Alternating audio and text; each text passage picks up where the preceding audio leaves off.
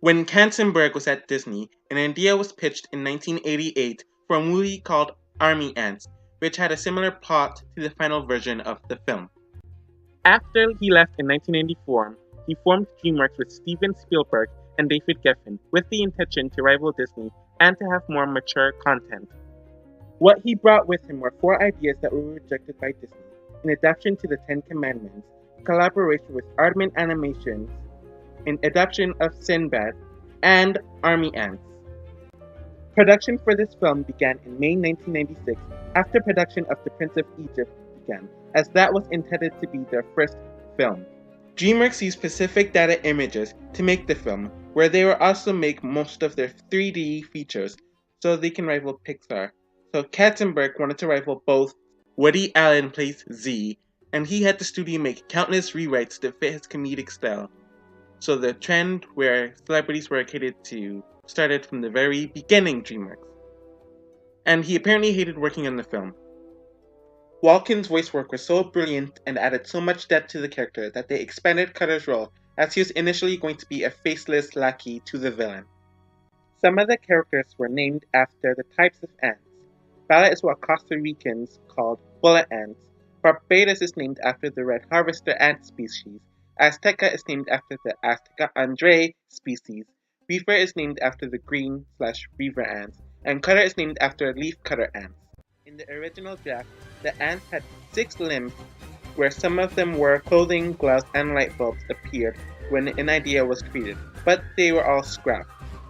Schwarzenegger was offered the part of Reaver, but the role was given to Stallone after he was willing to do it for free. I hope this isn't a common occurrence. Speaking about rivalry, here is the story. Katzenberg made up with Lasseter, who directed A Bug's Life, and Andrew Stanton in October of 1995, where they told their plans about both Toy Story and A Bug's Life, where Katzenberg continuously asked them the idea from them, but that later proved to be false as time went on. The issue with this is that Katzenberg's story kept on changing. Apparently, it came from a 1991 story pitch, and then it gives an executive named Nina Jacobson as the one responsible for the Antz pitch. I also mentioned earlier that it was also a story pitch from the late 80s. Things were calm for a few years, but the media was eating up the release date drama. Disney set up a Bug's to be released in the same week as The Prince of Egypt, which infuriated DreamWorks, and Katzenberg called Jobs and Lasseter to get Disney to move the date, but they apparently refused. This caused Katzenberg to move the release date of Antz from March of 1999 to October 1998, so it could be released before A Bug's Life. Around the time Shrek opened in 2001, Jobs claimed that Katzenberg came to him and said that he never heard of the pitch of A Bug's Life, because if he did, he would have received shares from the film.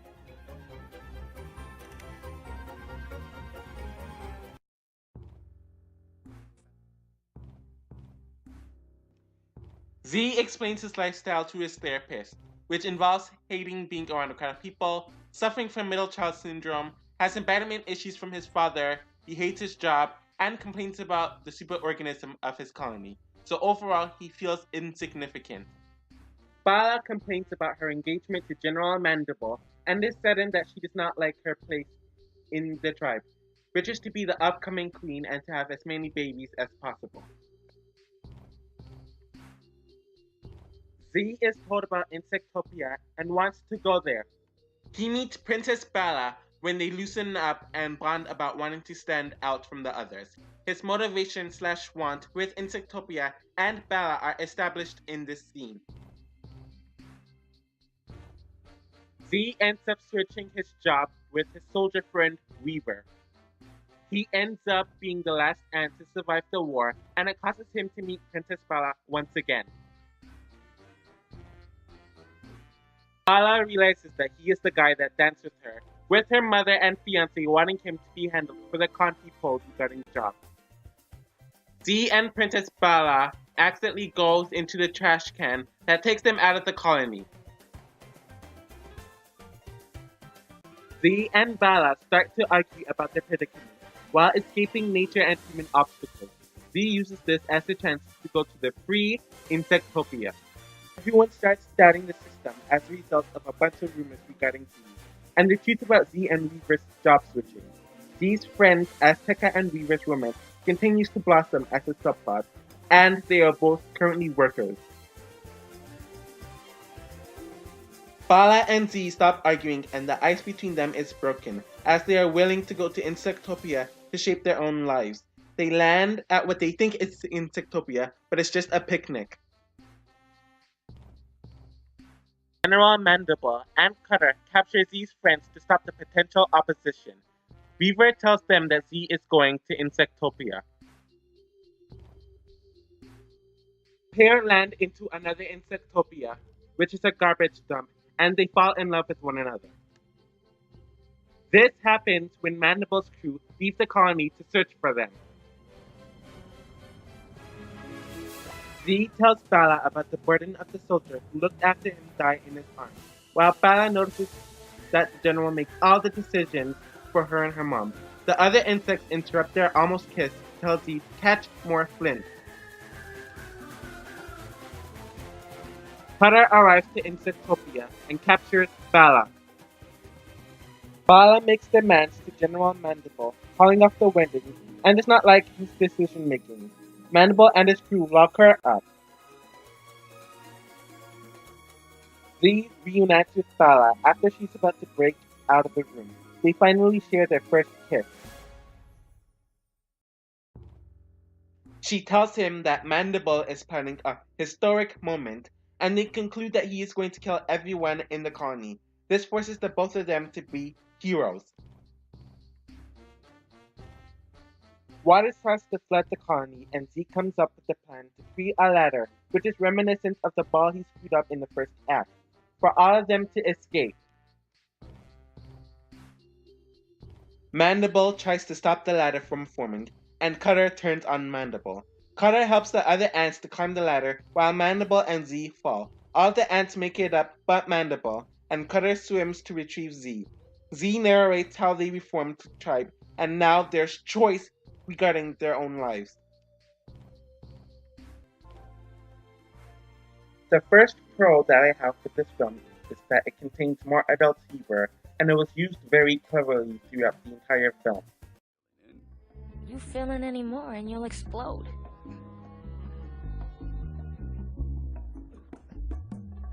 Hey, you got a problem? I also liked the detailed and insightful manner that they addressed the theme of dictatorship and totalitarianism. How the society runs in the film captured my interest, as they covered things that are not really noted much with these type of films. There is a large scope of size regarding insects and objects throughout the film, and there are great motion scenes. Another bonus is that the supporting characters are really enjoyable. Maybe a bit too enjoyable. We'll get to that a bit later. I found the military theme score to be extremely refreshing and ear-opening, as I found myself humming it quite a bit throughout the film and even afterwards. What are you doing? Well, actually, to tell you the truth, I'm... Your friends, dear. Crawling insects. Oopsie. Oh. Are you listening to me out there? There's one con on this list that really bothers me, and it's kind of a big deal, and that is, the two main characters were freaking annoying, and the development of Z isn't really executed well. Weaver, Bala, and some others call him out for being selfish at various points throughout the film, but we don't really get to see the development of him growing out of it. You can't say that when the soldier died, that it changed him to be better, because he still acted the same way after it happened. And as for Bala, she becomes increasingly insufferably whiny after the first act. I get where they were going with her, but they did not have to make her so irritating. I feel like the side characters had more clever humor and had more potential, but they are also a bit too one-dimensional, which all the characters generally suffer from in this film. Outside of that, some of the humor and the dialogue is a really hit or miss and a bit clunky, and most of this is due to the character Z. Not Z. Yes, I understand. I dropped the ball. Call me crazy, but I have a thing about drinking from the anus of another creature. Meaning you're gonna stand around like an idiot while a bunch of blue bloods smirk at you. I don't know how you put up with it, Weaver. Ouch. Ouch. What on earth are you? And the Royal Princess, Bala. I could literally go on and on and on and on.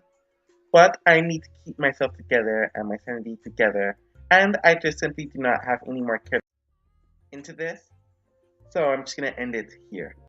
This film started a trend that DreamWorks tends to have with most of their feature films, which involves catering most of their dialogue and most of their jokes around a celebrity and their sense of style, and which in this case, it is Woody Allen.